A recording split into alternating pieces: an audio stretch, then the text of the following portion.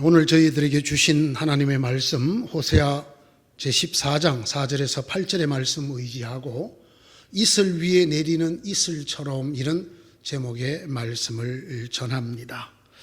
5절의 말씀입니다. 내가 이스라엘 위에 이슬처럼 내릴 것이다. 이슬처럼 내릴 것이다.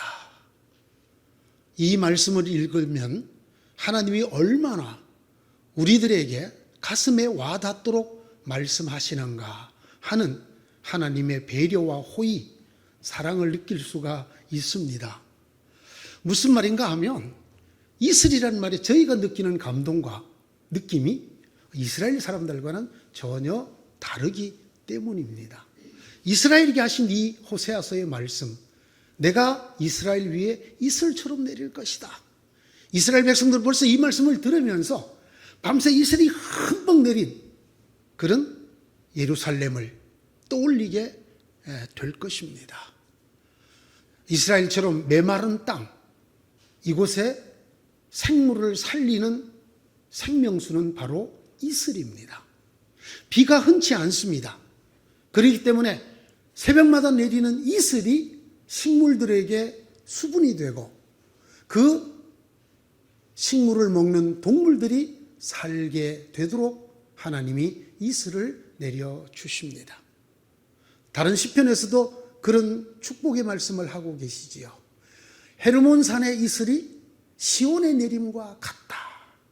시온은 마른 땅이었지만 저 물이 풍족하고 비도 자주 오고 거기다가 이슬도 흠뻑 내리던 헤르몬 산의 그 이슬이 이 시온에 내리게 해주겠다. 그 얘기를 들을 때 이스라엘 사람들은 그 가슴마저 흠뻑 젖어드는 것을 느낄 수 있는 표현이었을 것이다. 그 말입니다. 하나님께서 이슬처럼 내리신다. 이 말의 뜻을 조금 더 깊이 살펴보면 너무나 귀한 말씀이 여기에 들어 있습니다. 성경이 이슬을 뭐라고 그랬는가? 이 신명기 33장 13절의 말씀이 가장 대표적인 말씀인데 이슬을 하늘의 보물이라고 말씀하였습니다. 요셉 지파를 두고서 그는 이렇게 말하였다. 주님께서 그들의 땅에 복을 내리실 것이다.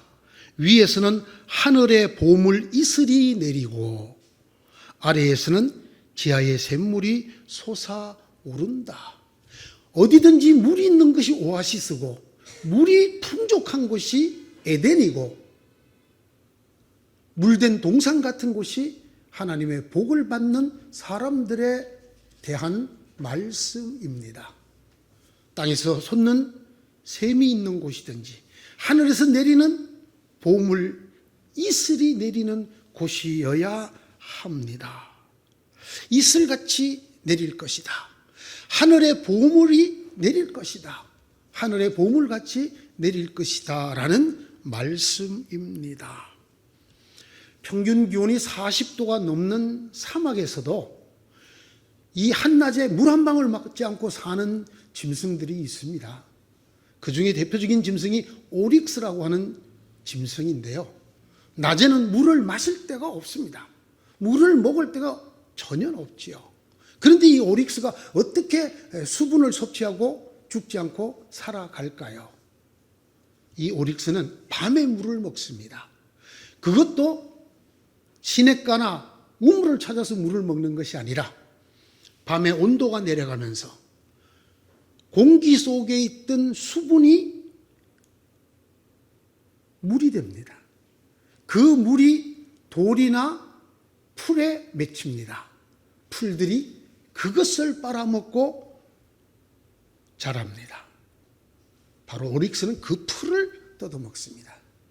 낮에는 1%밖에 안 되는 수분을 가지고 있는 바짝 마른 풀이지만 밤이 되어서 이슬이 내리면 30%의 수분을 그 이슬을 통해서 흡수해 가지고 있는 그 풀들을 먹고 한낮에 40도가 넘는 사막에서 물 한 방울 먹지 않고 살아갈 수가 있는 것입니다.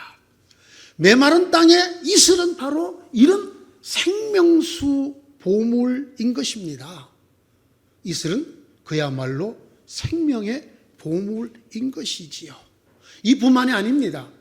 성경은 하나님의 이슬은 생기를 불어넣는 이슬이라고 말씀하고 계십니다. 그러나 주님의 백성들 가운데서 죽은 사람들이 다시 살아날 것이며 그들의 시체가 다시 일어날 것입니다. 무덤 속에서 잠자던 사람들이 깨어나서 즐겁게 소리칠 것입니다. 주님의 이슬은 생기를 불어넣는 이슬이므로 이슬을 먹으면 땅이 오래전에 죽은 사람들을 다시 내놓을 것입니다. 땅이 죽은 자들을 다시 내놓을 것입니다. 이사야 26장 19절의 말씀입니다. 이 말씀이 우리에게 뭘 연상시킵니까?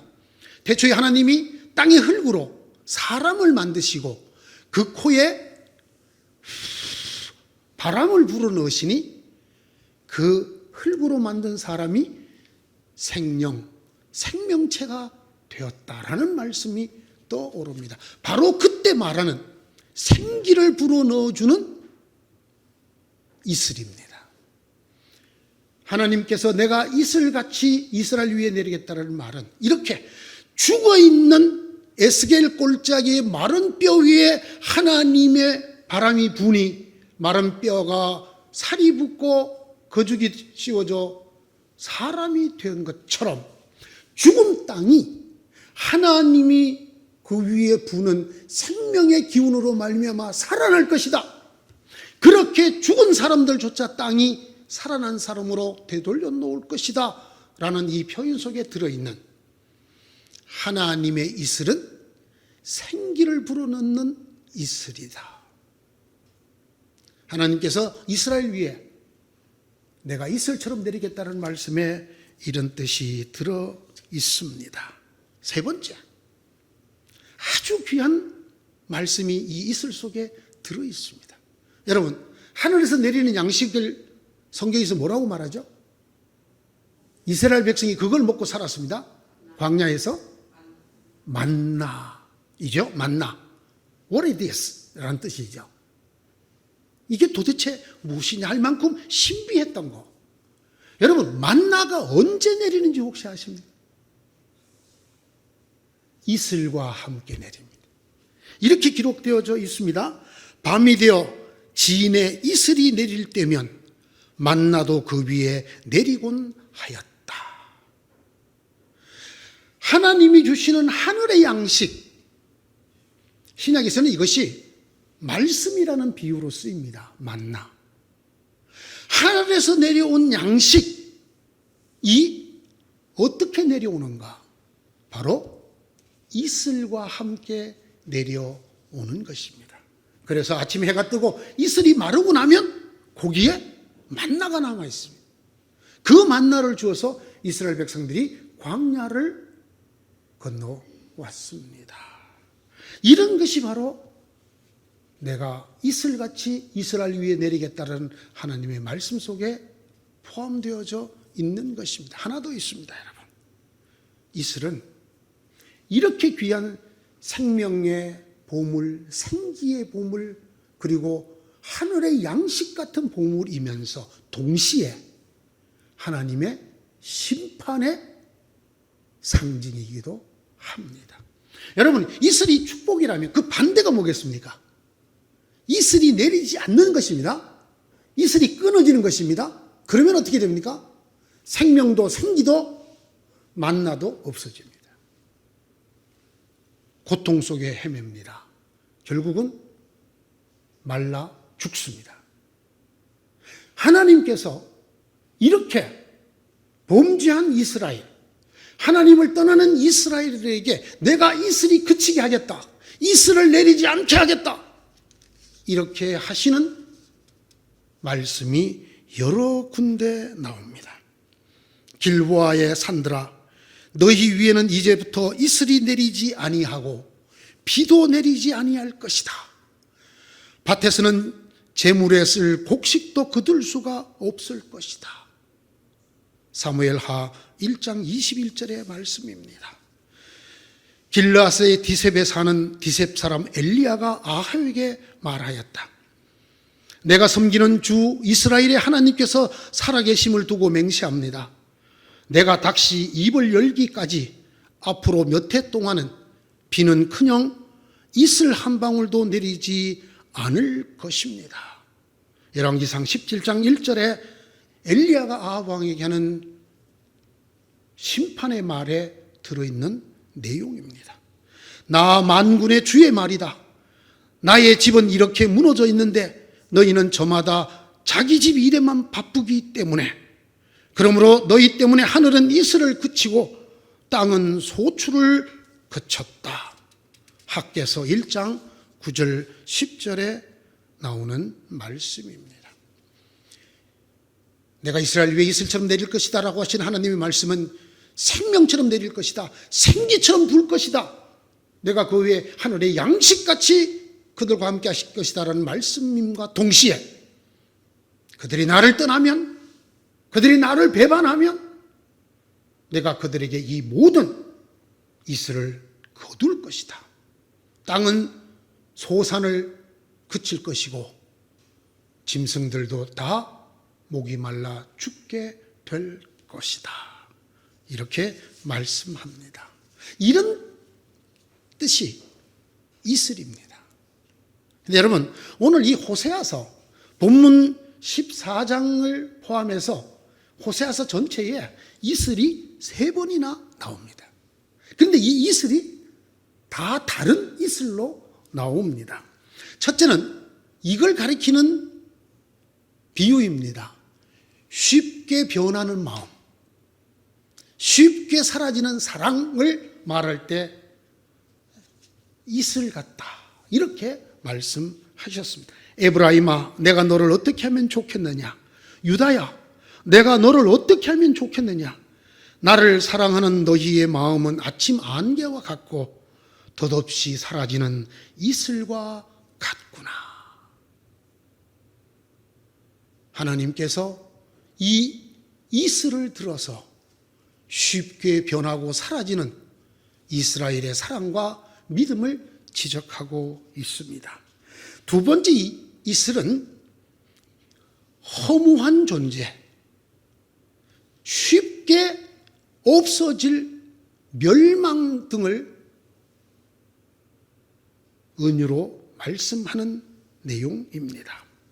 그러므로 그들은 아침 안개처럼 되고 이른 새벽에 사라지는 이섭처럼 될 것이다.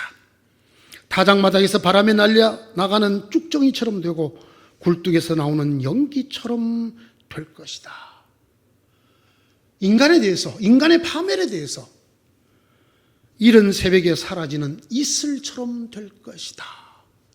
이런 존재가 인간이라는 것을 우리에게 말씀하고 계십니다. 세 번째는 오늘 본문에 나오는 이슬입니다. 이것은 하늘에서 내리는 하늘의 축복을 말합니다. 내가 이스라엘 위에 이슬처럼 내릴 것이니 이스라엘이 나리꽃처럼 피고 레바논의 백향목처럼 뿌리를 내릴 것이다. 그 가지 나무에서 가지들이 새로 뻗고 올리브 나무처럼 아름다워지고 레바논의 백향목처럼 향기롭게 될 것이다. 여러분, 이게 끝이 아닙니다. 포도나무처럼 꽃이 피고 레바논의 포도주처럼 유명해질 것이다. 어떻게 하면? 하나님께서 이슬같이 이스라엘에 내리시면, 하나님의 은혜가 이슬같이 이스라엘에게, 하나님의 백성에게 내리면 이렇게 될 것이라고 말씀하고 있습니다. 여러분은 어떤 이슬이 제일 좋습니까? 쉬 변하는 사랑과 마음을 뜻하는 이슬이 좋습니까? 너무나 허무하게 사라지고 멸망할 인간의 운명을 말하는 이슬이 좋습니까?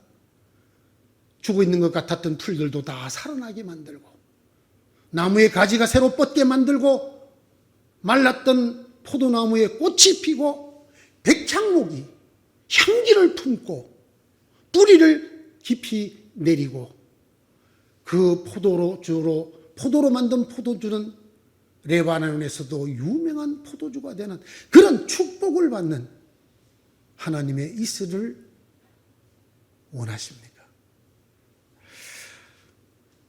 누가 이런 이슬을 받을 수 있을까요?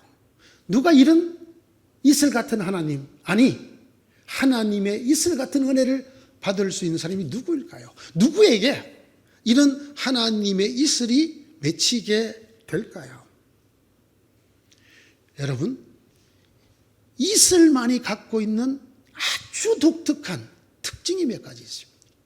이걸 살펴보면 우리가 어떻게 해야 하나님의 이슬이 내게 내리겠구나, 이슬 같은 하나님의 은혜와 축복이 내게 임하겠구나, 말라 비틀어져 죽어가던 내 인생이 하늘의 보물 같은 이슬로 흠뻑 젖어 살아나겠구나, 향기로워지고 유명해지고 열매를 맺겠구나.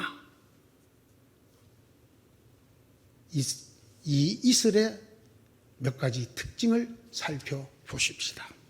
첫째, 이슬이 밤에 맺힙니까? 낮에 맺힙니까? 낮에도 비가 오죠. 비는 낮에도 오죠. 저녁에도 오죠. 한밤중에도 오고 새벽에도 오고. 눈은 어떻습니까? 내려와서 다 수분이 되는 것들입니다. 눈은 어떻습니까? 눈도 밤에만 옵니까? 낮에도 옵니까? 낮에도 옵니다. 시도 때도 없이 옵니다. 그러나 여러분, 이슬은 낮에 내리는 이슬을 본 적이 있습니까? 여러분? 없습니다. 이슬은 밤에만 맺힙니다. 이 밤이 되어서 온도가 내려가야, 기온이 내려가면 이 공기 속에 있는 수분들이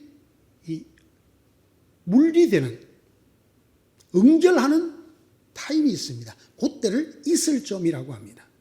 그 이슬점 이하로 온도가 내려가야 공기 속에 있던 수분들이 점점 부피가 줄면서 물방울이 됩니다.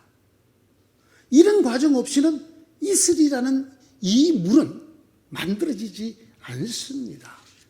여러분, 뭘 우리에게 보여줍니까? 여러분의 인생이 대낮 같을 때 하나님의 이슬 같은 은혜가 없다고 말입니다. 여러분이 잘 되고 잘 나가고 근심 걱정 없고 사람들이 우러럼을 받고 화창하게 깨어있는, 요즘 참 때로 날씨가 좋죠? 이런 환한 낮이면 그곳에는 이슬 같은 하나님의 은혜가 맺히지 않는다. 이슬이신 하나님이 내리지 않는다라는 것을 우리에게 말해 줍니다. 지금 여러분이 어둠의 시간을 지내고 있습니까? 견디기 힘든, 너무나 답답한, 캄캄한 것 같은, 앞이 보이지 않는 인생길을 걸어가고 있습니까? 기뻐하십시오. 하나님의 이슬이 내릴 것입니다. 이슬 같은 하나님이 여러분을 흠뻑 적셔 줄 것입니다. 여러분이 이슬로 내리는 하나님의 은혜를 사모한다면 말입니다. 이슬 같은 하나님의 은혜는 한낮에는 내리지 않습니다. 이슬이 밤에만 내리도록 창조된 것처럼 이슬같이 우리를 적셔 살릴 하나님의 은혜는 긴 고난의 밤 끝에 내립니다. 두 번째, 이슬은 내리는 소리가 들리지 않습니다. 아무리 귀가 밝은 사람도 이슬이 공기 속에 수증기로 있다가 뿅 하고 물방울이 내리는 소리를 들을 수 있는 사람은 없습니다. 눈도 내리는 소리가 가끔 들립니까? 안 들립니까? 사락 눈 내리는 소리가 들립니다. 그죠? 비는 뭐 잘 들리죠. 그러나 여러분, 안개는, 이슬은 소리가 없습니다. 무슨 말인지 아십니까? 하나님이 내게 언제 임하셨단 말이야? 하나님 은혜가 내게 언제 왔다고? 하나님 나 좀 은혜 주시라고요. 그리고 돌아보시면 저와 여러분도 모르는 사이에 저와 여러분의 영혼이 하나님의 은혜로 축축히 젖어 있다는 것을 발견하게 된다, 그 말입니다. 하나님은 우레 같은 소리 속에 역사하지 않습니다. 나도 듣지 못할, 나도 느끼지 못하게 하나님은 이슬같이 우리를 적시고 우리를 살리고 우리에게 은혜를 내리신다라는 말입니다. 하나님께서 이렇게 말씀하신 데가 있어요. 주님께서 나에게 이렇게 말씀하셨다. 내가 나의 처소에서 조용히 내려다보겠다. 추수철 더운 밤에 이슬이 조용히 내려앉듯이 한여름 폭염 속에서 떼약볕이 고요히 내리쬐듯이. 이사야 18장 4절의 말씀입니다. 하나님이 우리를 어떻게 내려다보고 계시는가? 하나님, 나의 이 힘들고 고통스럽고 괴롭고 아픈 것을 돌아보지 않으십니까? 우리가 그렇게 기도할지 모르지만 하나님은 이슬이 내려앉듯이 가만히 우리를 다 보고 계신다고 하는 이 말씀처럼 하나님의 은혜, 이슬 같은 은혜, 아니 이슬이신 하나님은 우리에게 은혜를 주시되 우리에게 임하시되 이렇게 임한다 말입니다. 이슬의 세 번째 특징이 저는 가장 소중하다고 생각을 합니다. 이슬이 언제 많이 맺히는지 혹시 아십니까? 제가 아까 밤에 맺힌다고 말씀드렸죠? 그럼 어떤 밤에 이슬이 많이 맺힐까요? 좀 이슬이 내리되 흡족하게 그냥 땅까지 축축해질 정도로 모든 생물이 다 살아나고 짐승들이 이파리에 모여 굴러떨어지는 그 이슬물을 마실 수 있을 정도로 흡족히 풍족히 내리는 이슬은 언제 내릴까요? 구름이 끼지 않는 밤이어야 합니다. 구름이 끼지 않는 밤. 구름이 낀 밤에는 밤이 되면 이슬이 맺히지만은 구름이 끼면 이슬이 맺히지 않는다고 합니다. 이유가 뭐냐면 이슬이라고 한 건 기온 차이 때문에 생기는 것입니다. 뜨거웠던 공기가 기온이 내려가면서 그 공기 속에 있던 수분이 응결하는 현상인데 구름이 끼면 기온이 내려가지 않는다고 합니다. 그래서 밤이 되었는데도 온도가 이슬점 이하로 뚝 떨어지지를 않는다고 합니다. 실제로 우리나라에서 이걸 연구했던 사람들이 있어요. 어떤 보험회사에서요. 이슬이 가장 잘 맺히는 걸 볼 수 있는 데가 어디입니까? 거미줄이에요. 거미줄.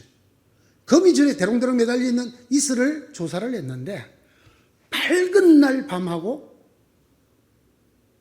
구름이 낀 밤하고 이슬에 맺히는 양이 배도 더 차이가 났다고 합니다.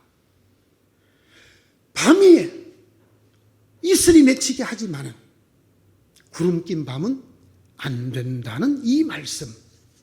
이게 뭘 의미하는 걸까요? 하나님과 우리 사이에 갈아놓여 있는 무언가가 있으면 하늘의 보물인 이슬 같은 하나님의 은혜가 적게 임한다는 것입니다. 덜 임하고 심지어는 임하지 않을 수도 있다라는 것을 우리에게 말합니다. 자, 구름이 얇게 낀 날, 두툼하게 낀 날 따라 다를 것입니다. 우리와 하나님 사이를 가로막고 있는 것이 아주 짙은 두꺼운 구름일수록 하나님의 이슬 같은 은혜는 적게 내리거나 내리지 않는다라는 말입니다. 그래서 오늘 이 호세아 14장 1절은 이런 호소로 시작을 합니다. 이스라엘아, 주 너희 하나님께 돌아오너라. 네가 지은 죄가 너를 거꾸로 떨었지만 너희는 말씀을 받들고 주님께로 돌아와서 이렇게 아뢰어라. 우리가 지은 모든 죄를 용서하여 주십시오. 하나님은 호세아를 통해서 우리에게 이렇게 당부하십니다. 너와 나 사이에 가로막혀 있는 이 먹구름 같은 죄를, 허물을, 잘못을 먼저 제거하여라. 그래야 이슬 같은 내가 너희 위에 임할 수 있다라는 말씀입니다. 너희와 나 사이를 가로막은 구름 낀 어둡고 두터운 구름이 가리고 있는 이 죄는 오늘 여기에 낱낱이 설명하고 있습니다. 첫째, 수송아지만 드렸습니다. 형식적인 신앙생활만 했습니다. 겉으로 보이는 것만 했습니다. 두 번째, 아시리아에게 우리를 구원해달라고 하나님이 아닌 아시리아에게 구원을 요청하였습니다. 세 번째, 자기들이 준비하고 기른 군마를 의지하였습니다. 네 번째, 손으로 만든 우상을 하나님이라고 섬겼습니다. 이 죄를 용서해달라고 하나님께 돌아와서 먼저 용서를 구하여라. 이것들이 제하여지면 하나님께서 이렇게 약속하십니다. 내가 그들의 반역하는 병을 고쳐주고 기꺼이 그들을 사랑하겠다. 그들에게 품었던 나의 분노가 이제는 다 풀렸다. 내가 이스라엘 위에 이슬처럼 내리겠다. 하나님과 우리 사이에 구름이 끼면 이슬이 내리지 않습니다. 우리가 이슬 같은 하나님의 은혜를 받고자 하면 하나님의 생명, 생기, 만나 같은 하나님의 은혜를 받고자 하면, 그런 인생이 되고자 하면 우리와 하나님 사이를 가로막고 있는 구름을 걷어야 합니다. 하나님께로 돌아와야 합니다. 돌아와서 하나님께 용서를 구해야 합니다. 하나님, 저희의 죄를 용서하여 주십시오. 저희가 예수를 믿노라, 하나님을 믿노라 하면서도 껍데기로 믿었습니다. 사람들 보이는 데서만 믿었습니다. 내 마음으로, 내 삶으로는 딴짓을 했습니다. 이걸 회개하라는 것입니다. 이 구름을 걷으라는 것입니다. 나는 하나님을 믿는다 하면서도 하나님보다 과학을 더 의지했습니다. 하나님보다 경제력을 더 의지했습니다. 하나님보다 의학을 더 의지했고, 저는 동맹을 더 중요시 여겼습니다. 내 인생에 중요한 것은 배우자라고 생각했습니다. 자식이라고 생각하고 부모라고 생각했습니다. 나는 하나님을 믿는다고 말했지만 실제로 나는 아수리아에게 구원을 청하였고, 그리고 내가 준비하고 키운 군마를 의지했습니다. 세 번째, 우리는 우상을 섬겼습니다. 손으로 깎아 만든 것들을 우상이라고, 하나님이라고 섬겼습니다. 여러분, 우상, 하나님 아닌 것을 하나님이라고 하는 것, 이런 뜻이 우상입니다.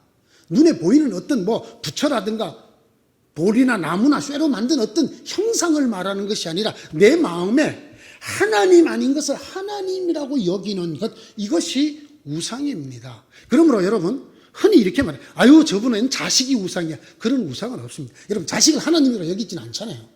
너무 소중히 여긴다는 뜻이지 하나님으로 여기는 건 아니에요. 저는 현대인들에게 있어서 가장 중요하고 심각한 우상은 돈이라고 생각합니다. 돈.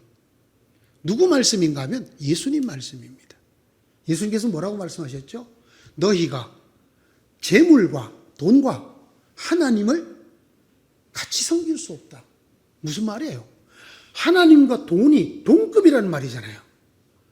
안 그렇습니까? 여러분, 현대인에게 돈이? 아니, 예수님 말씀이니까 벌써 2000년 전의 말씀이죠. 인간이 생기고 돈이 하나님 노릇을 안 한 적이 있나요? 재물이? 제가 오늘 일부 때 물어봤어요. 여러분, 지금 저 정치판에서 대통령이 되겠다는 저 사람들, 또는 무슨 장차관이 되겠다고 그렇게 길을 썼던 그 사람들, 그게 봉사직이고 돈이 한 푼도 안 나오고 돈을 만들 만한 어떤 기회나 여지도 없는 직이라고 해도 저렇게 목을 걸고 할까요? 이 교회를 맡아서 이 교회를 위해서 제가 섬기는 것이 하나님이 제게 주신 소명입니다. 저는 이 교회에 뼈를 묻겠습니다라는 저 같은 목사에게 1년치만 사례비를 드리지 말아 보십시오.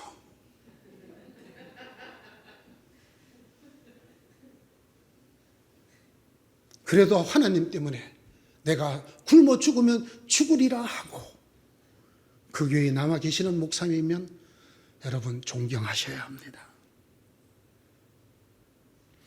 왜 조그마한 교회에서 큰 교회가 오라 그러면 하나님 뜻이라 그러고 냅다 가시던가요?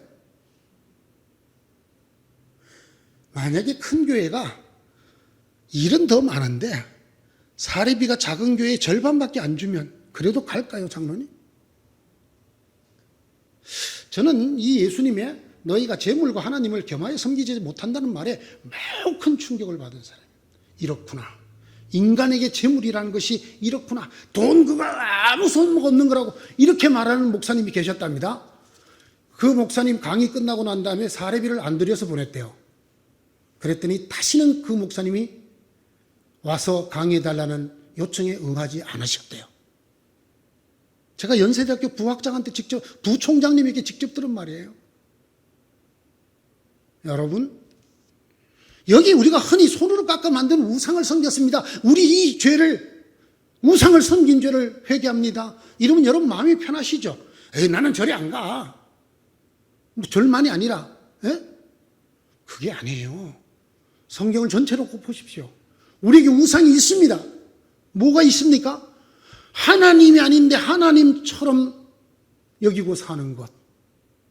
그게 바로 이 온 인간이 이것 때문에 돌고 돌고 돌아버리는 돈 아닙니까? 뭐니 해도 이것이 최고인 뭐니 아닙니까? 저는 오늘날의 우상은 돈이라고 생각을 합니다. 또는 이걸 얻을 수 있는 권력, 지위, 명예, 다 돈과 연결이 되어 있습니다. 이것들을 먼저 제하라는 것입니다. 이것들을 먼저. 그래서 하나님과 나 사이에 구름이 끼지 않아야 이슬이신 하나님이 내릴 수 있다는 것입니다. 이슬 같은, 생명 같은, 하늘의 보물 같은, 생기 같은, 만나 같은 하나님의 은혜가 임하는, 그것도 풍족히 임하는 인생이 될 수 있다라는 말입니다. 여러분, 이 5절 이하를 한번 읽어보십시오. 하나님의 이슬이 내리는 인생이 어떤 복을 받을 것인가 너무나 아름답게, 너무나 감동적으로 기록되어져 있습니다. 우리가 좋아하는 말이 거기 다 들었어요. 향기롭게 되고 유명해지고 꽃이 피고 아름다워지고 새로 가지가 뻗어나오고 뿌리를 내리고 꽃처럼 피어나고, 이런 인생, 하나님의 이슬이 내려야 하는 것입니다. 오늘의 말씀을 맺기 전에 9절을 한번 우리가 같이 읽어보시기 바랍니다. 하나님이 우리에게 이렇게 간곡하게 당부하시는 말씀으로 이 호세아서를 맺고 있습니다. 함께 읽습니다. 지혜로운 사람은 여기에 쓴 것을 깨달아라. 총명한 사람은 이것을 마음에 새겨라.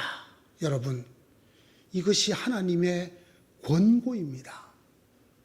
정말 지혜로운 인생이 어떤 인생이냐? 정말 총명한 인생이 어떤 인생이냐? 이 말씀. 하나님이 우리에게 이슬처럼 내려야만 우리가 레바논의 백향목처럼 될 것이라는 것. 성경이 나오는 레바논은요, 힘, 영광, 아름다움을 상징하는 단어입니다. 힘의 뿌리가 뻗고 영광의 꽃이 피고 아름다움의 향기가 퍼지는 것을 항상 레바논, 그 뒤에는 꼭 백향목이 따라옵니다. 100가지 향기가 나는 나무라는 이 이름에, 어떤 사람이 하나님과 내 사이에 왜 이슬 같은 하나님의 은혜가 내리지 않는가를 모르는 채 하나님과 나 사이에 껴있는 구름을 그냥 두고 날마다 기도하는 사람, 지혜로운 사람 아닙니다. 총명한 사람 아닙니다. 호세아 14장 1절을 먼저 기억하십시오. 너는 하나님께로 돌아오라. 돌아와서 이렇게 아뢰어라. 우리의 죄를 용서하여 주십시오. 그리고 말씀을 받들고 2절에 숫송아지를 드리는 대신에 우리가 입술을 열어 주님을 찬양하겠습니다. 하나님과 우리 사이에 구름 낀 죄를 제하고 하나님의 말씀을 붙들어라.